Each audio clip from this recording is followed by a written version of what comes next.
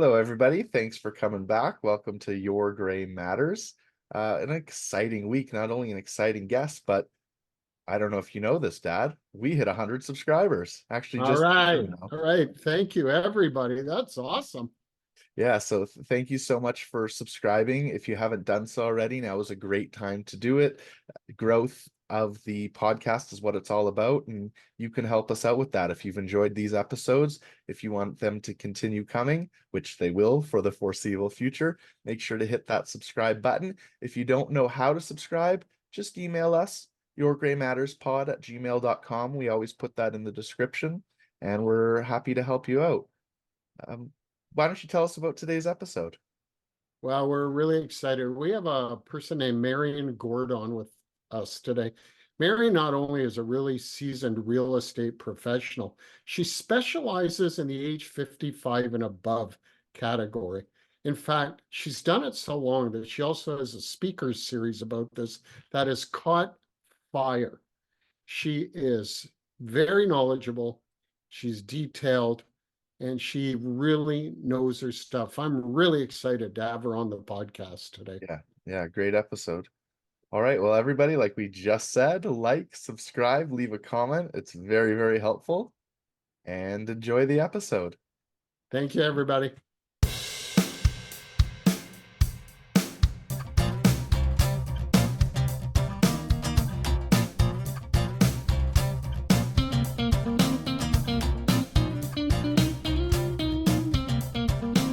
Hi, everybody. I'm Neil from Your Gray Matters, and welcome back. We are so glad to have you. And as you know, whether you have gray hair or no hair or red hair, we're going to give you a great show, and we think that you're going to love it. And I'm really excited today because we have a tremendous real estate specialist on today. Her name is Marion Goard. I've known her for years, but she has a specialty working with the 55 plus crowd. And that'll be our focus today. Marion, welcome to Your Gray Matters. Thanks, Neil. Great to be here. I'm really glad to have you. Hey, everybody, let me tell you about Marion. Marion's in the Burlington area, and we'll give you a way to connect with her after the show because I know that you're going to want to. But she's a full service real estate broker. But besides that, Marion is a lifestyle 55 plus master realtor and senior real estate specialist. Her education experience have equipped her very well with really valuable knowledge and a unique skill set to help older adults with their needs related to seniors' real estate, and as we all know, downsizing. Marion works with seniors and their families through every stage of later in life real estate transactions, helping them to navigate the maze, good word, of financial, legal, and emotional issues that accompany the sale of a home and relocation to the home of their future with as little stress as possible, or with estate trustees and the disposition of real estate that they are responsible for. The key to Marion's success is knowing what questions to ask and what to consider along the way so her clients can make the best possible decisions and plans for their future. And I will tell you that I've seen Marion in action. I've worked with her, and folks, she's someone to really trust. Marion, welcome to Your Gray Matters. Thanks again, Neil. Great to be here. And I'm just don't want to set anybody up for some false expectations given that bio. You've set me up on a pretty high pedestal here. Well, it's okay. We're all people, and people who follow my show, Marion, know that I'm a great believer that the human mind cannot be defeated. We will always find a way. We're still people, but I know that you have some great experience and value when it comes to helping seniors. And I'm going to ask you right off the bat, what makes you uniquely qualified to work with older adults? That's a good question. Probably first off is the training and education. So aside from being just a real estate agent and I became a broker, along the way, I took some additional courses. One was called the Accredited Senior Agent, which led to me becoming a Master Accredited Senior Agent. That designation has morphed a little bit into this Lifestyle 55 Plus Master. Also took the Seniors Real Estate Specialist course. So just through getting that additional knowledge and training, it helped to maybe put some framework around that aspect of the business. I continue to network with other senior service providers, someone like you, other people in the financial world, in the downsizing world, in the legal aspect, to stay connected and to stay abreast of all the kind of changes, any kind of legislation or any other hot issues that those individuals are finding are impacting their clients. My background, actually, way back in a past life, I was in the healthcare business. I was in the lab, medical laboratory, which gave me great background in healthcare and in knowing what people deal with as they age and as their health declines sometimes, or their health changes. And also just in navigating that hospital system and the healthcare system, I kind of know my way around there. And then probably lastly, and maybe a little more equally important, is I was blessed to have parents who lived to a ripe old age of my mom 97, my dad over 100. Wow. And I experienced with them the challenges that they faced in terms of their housing as they aged, their desire to stay put as long as they could, reluctance to kind of admit that their needs were changing, not knowing where they would go, how they could afford it, what was out there for them. So and at that time, actually, I was even focused on seniors real estate, but I had a lot to learn to be able to help them. So it strengthened my foundation of knowledge, and just a little bit more about the business, expanded my horizons here. It is amazing. And there is a difference, because I was going to ask you, are not all real estate transactions the same? What's different about it later in life? Oh, they're actually not all real estate transactions are the same, regardless of what age you are at. Everybody is unique and different. But as people age, I think they become a little more complex. And actually, I know they are more complex. And it's not so much about the real estate transaction. It's really, we're talking about people's lives and their transition to a new chapter of their lives. Whether it's their health needs are changing, whether their physical needs, their physical state has given them some limitations. They're not able to stay in their own home. And these things don't come about, no one wills this on themselves. They're not always a welcome change. And so there's a little bit of pushback. There's an acceptance piece. There's not knowing where they're going to go, what they're going to do.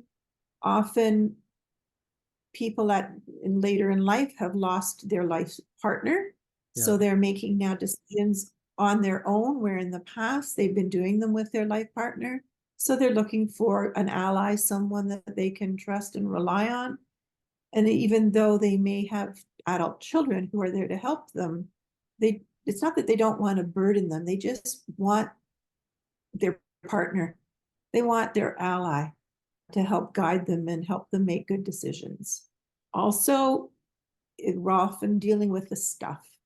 Because if we're looking at a later in life real estate transaction, someone who's been in their house for 30, 40, sometimes 50 years, there's an awful accumulation of stuff. Oh, yeah. And it's not just simply about just disposing of it. It's the emotional attachment that they have to it. And I can remember my mom when they were making a move from a condo. They were living independently and finally had resolved that they needed to go to retirement home. And so she was purging through her things, and she had pot lids that she was trying me to take her pot lids, which were her mother's pot lids.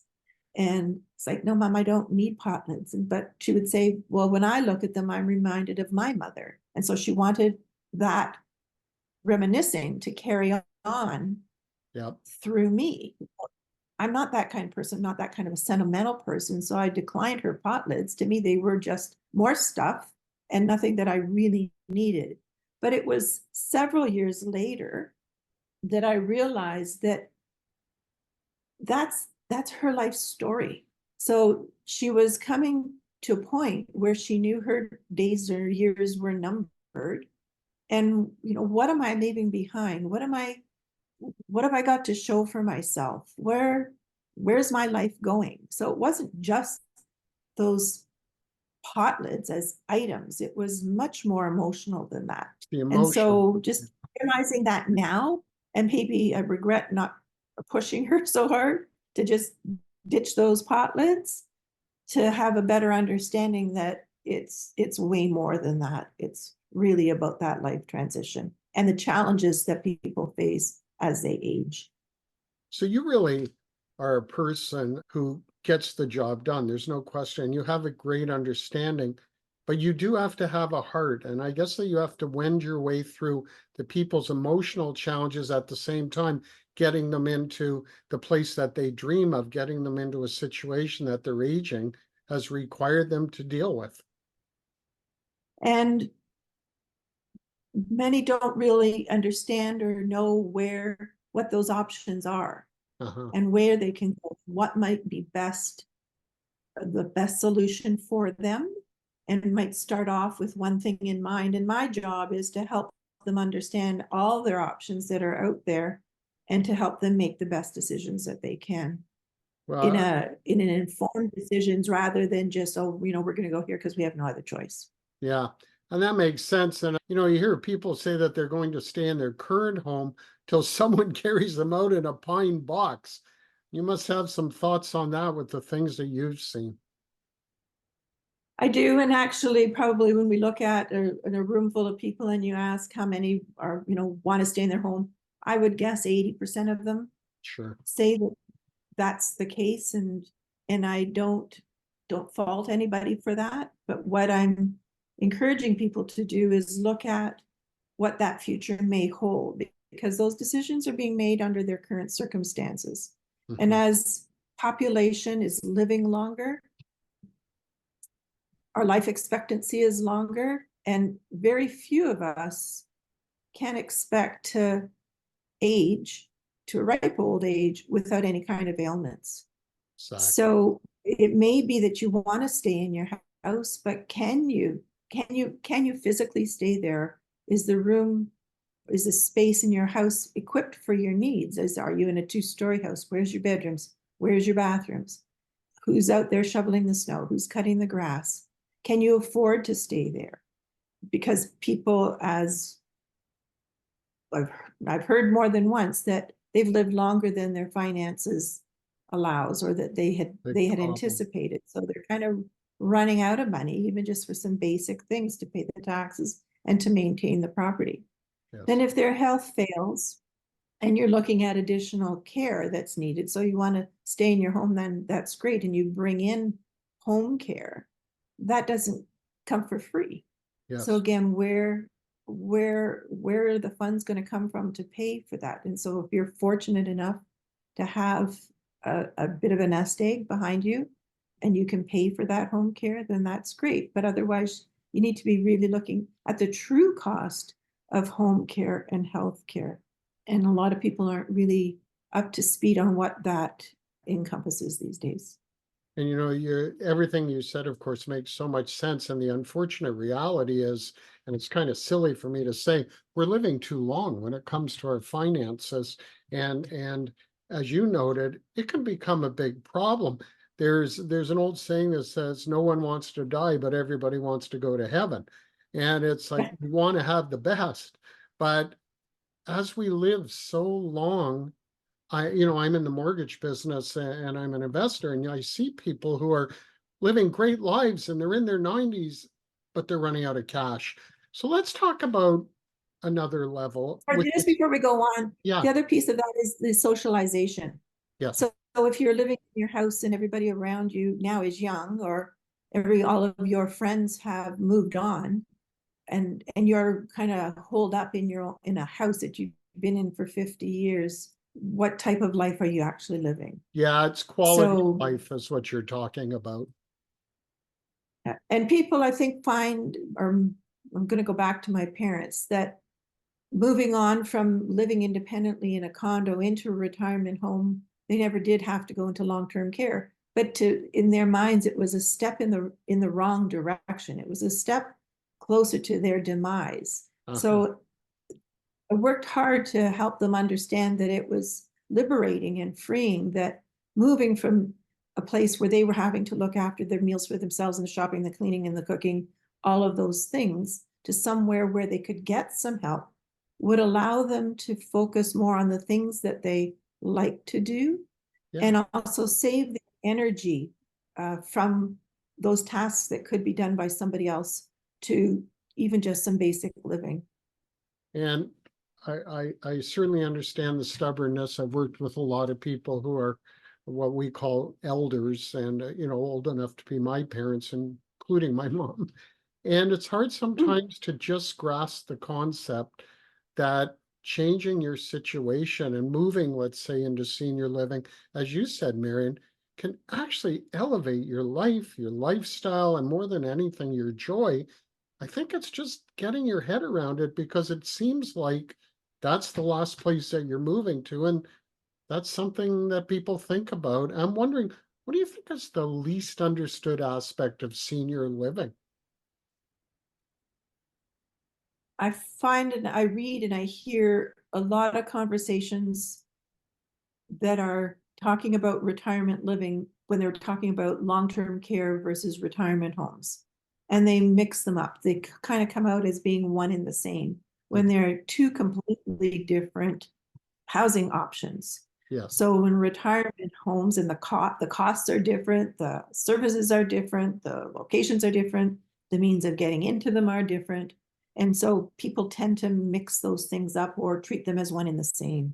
And also people think that as we age, the government's going to take care of us. So in terms of if they need services, we're going to get them. And so we live in a country where healthcare is provided for us at no cost or to minimal cost, depending on what it is type of healthcare you're after. But our healthcare system right now is pretty strained. And so in terms of home care and what kind of services are available to anybody, we're really at the mercy of that system and the capacity and the funds and the availability of services. So there's a bit of a misunderstanding or a misnomer that the government is going to take care of us as we age, unfortunately. Yeah, well, certainly it's not the case.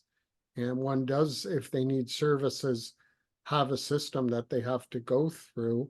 But to me, it's always about quality of life, which is what you're doing so well for people, Marion. And just generally, some words of advice. What would you tell the seniors audience, your audience? Please tell us what you're thinking. Oh, it's always to be open-minded and plan ahead. No one plans for an accident or any kind of negative occurrence in our lives. I can recall I went to see one man and I was writing an offer for him on a condo, and he was lying in a hospital bed because he had fallen and fractured his collarbone, and going home was not the option for him. And so fortunately there was an opportunity for us to put in an offer on a property, but he was in a hospital bed. We didn't have the chance to explore or even speak about previous to that where they might like to live, what could they afford, what would be important in all of those circumstances. So it's planning ahead, avoiding a crisis. So even though you may not be thinking about making a move, and move is not imminent for you, know what's out there. Try and work through those things and determine which one is best or might be best for me under different circumstances. And then also communicate that to your family so that they can help support you in your decisions and know what you want, rather than, God forbid you get into a situation where others are making decisions for you and they have no idea, and maybe it's more than one person making those decisions, and those two people don't agree, but they don't have any idea of what you would have really had liked for yourself had you been able to make that choice on your own.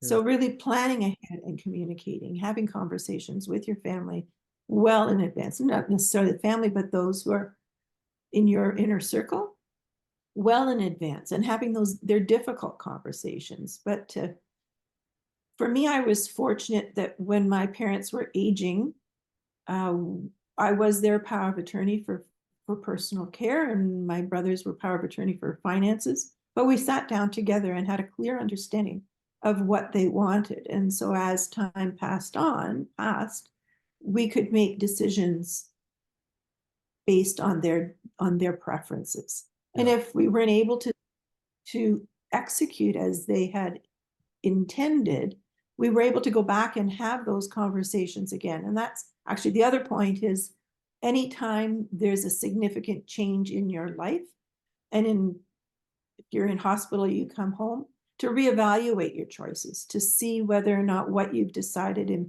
what you've thought in the past was the right still holds true, or whether some of the changes need to be made in your plans. Yeah, it's a very, very good point, because with health changes comes a need to review the plan if, as you said, one even has a plan. So planning is very important. It's a great idea. We talk about estate planning and financial planning, but where you're going to live and how you're going to live to the end of your days, of course, is a big part of the plan. It's no question. Yeah, so advanced care planning in terms of your health, but even where you would like to live, how you would like to live, Yeah, and do we have the funds to do that, exactly. or Exactly. does something else have to come into play? Yep. So Marion, everybody, including seniors who are thinking about selling their houses and making a move or wondering about the real estate market, I wanted to know if you want to give us some comments on how you see the market this coming year. If you can, I don't know if your crystal ball is any better than mine.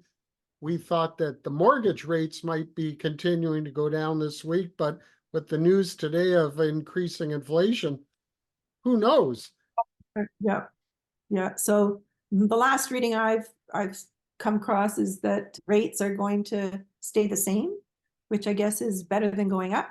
Yeah. We still don't have enough inventory, so there is pressure on the market, but sellers are not going to sell at prices that are not sustainable for them. Yes. So there's a bit of a standoff, I guess you say. Buyers don't want to pay too much because they think prices are still going to drop. Sellers don't want to sell for less because they think the property is worth more, or that their crystal ball is telling them that prices are going to go up in the spring, which who knows, there is still pent up demand. So there is some speculation that we're heading into a strong spring market.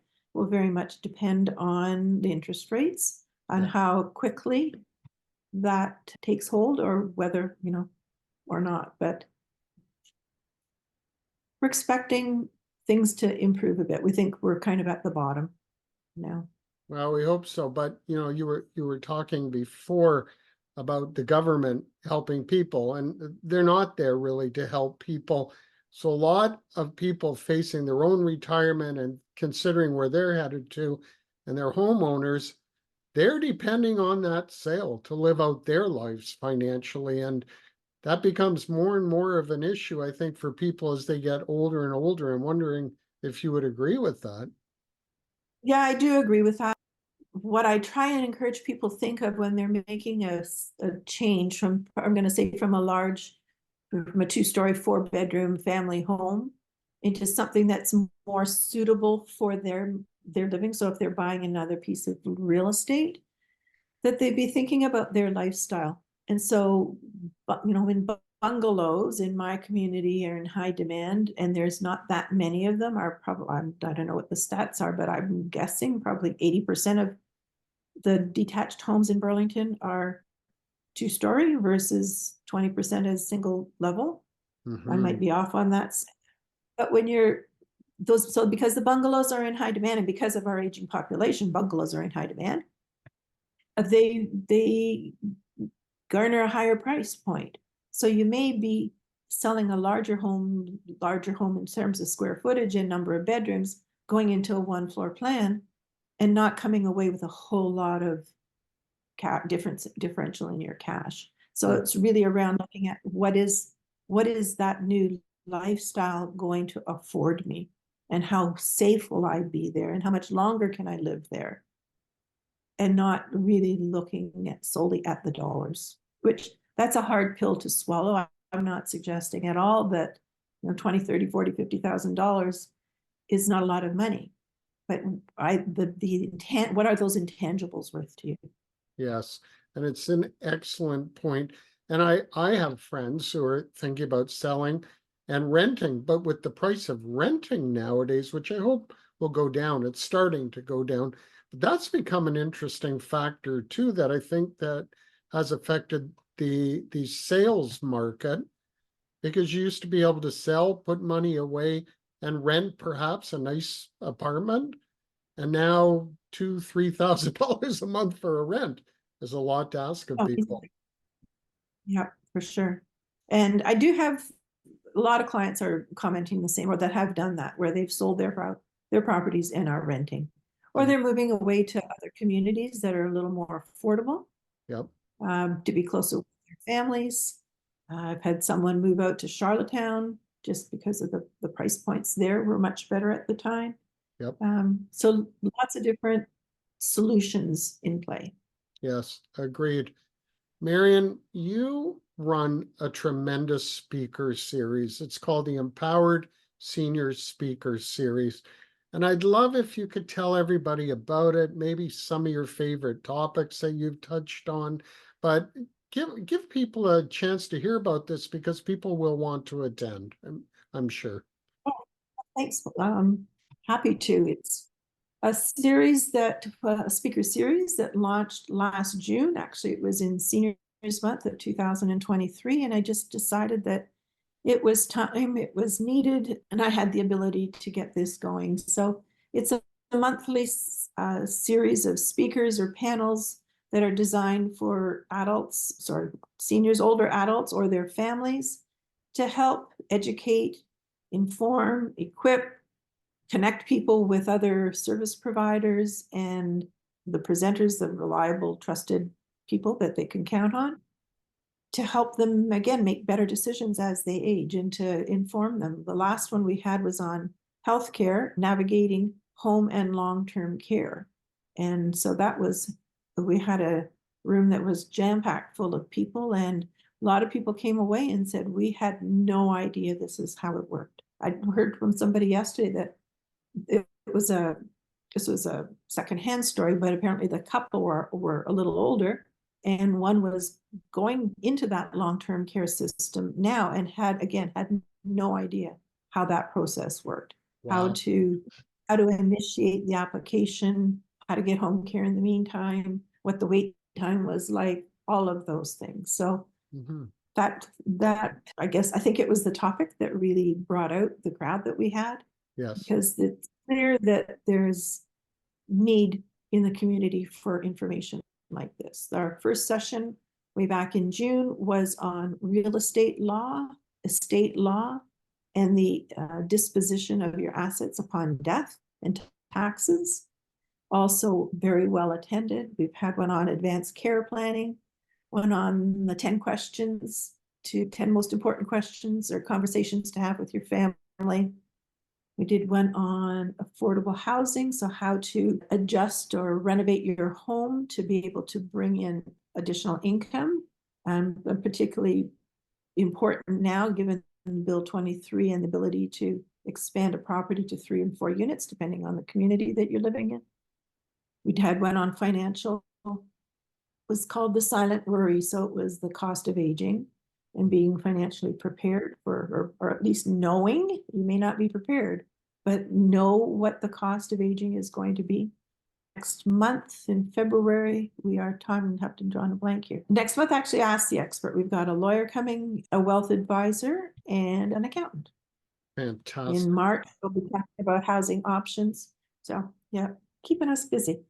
Well, I have to tell you, Marion, you're offering a great service to the community, because I imagine it's not just those of us who have reached into our senior years, but quite often I'm finding it's the children of the seniors, young seniors, older seniors, and they're getting on themselves. They're in their 40s, their 50s, and they want to know. And I want to congratulate you because you're doing not only a great job as a real estate professional, but it turns out that you're teaching and you're offering a series that makes lives better.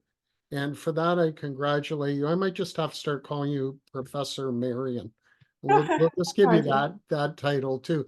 Ladies and gentlemen, this is a great series. And Marion, perhaps you could tell us a couple of contact points for you, which we will post. If they want to have you in for their real estate needs, or they want to go to the speaker series, or both, how's best to get a hold of you, please?